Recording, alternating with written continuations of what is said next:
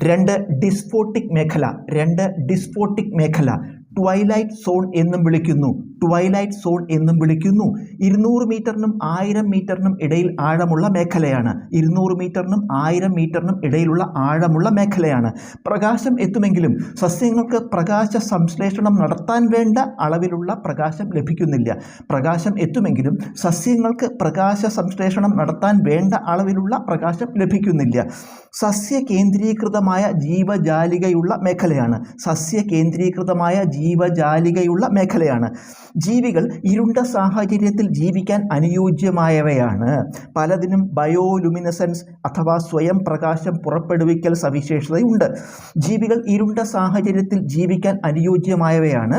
പലതിനും ബയോലുമിനസൻസ് അഥവാ സ്വയം പ്രകാശം പുറപ്പെടുവിക്കൽ സവിശേഷതയുണ്ട്. ജീവികൾക്ക് വലിയ കണ്ണുകളാണ്. കുറഞ്ഞ പ്രകാശത്തിൽ കാഴ്ച സാധ്യമാക്കാനാണ് ഇത്. ഭക്ഷണം അപൂർവമായി മാത്രം ലഭിക്കുന്നു. കിട്ടുന്ന ഇരയെ നഷ്ടപ്പെടാതിരിക്കാൻ ഉപകരിക്കുന്ന വിധത്തിൽ ചെറിയ വായും വലിയ പല്ലുകളുമാണ് ഇവിടെയുള്ള ജീവികൾക്ക് ഉള്ളത്. ഭക്ഷണം അപൂർവമായി മാത്രം ലഭിക്കുന്നു. കിട്ടുന്ന ഇരയെ നഷ്ടപ്പെടാതിരിക്കാൻ ഉപകരിക്കുന്ന വിധത്തിൽ ചെറിയ വായും വലിയ പല്ലുകളുമാണ് ഇവിടെയുള്ള ജീവികൾക്ക് ഉള്ളത്.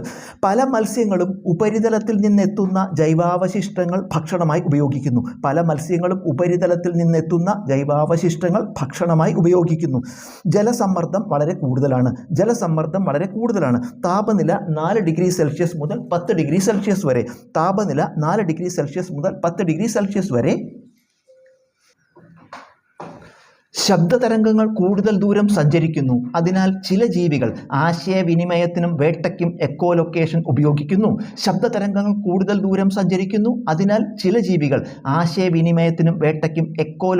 ഉപയോഗിക്കുന്നു. സ്ക്വിഡ്, ലാൻഡേൺ ഫിഷ് തുടങ്ങിയവ ഇവിടെ കാണപ്പെടുന്നു.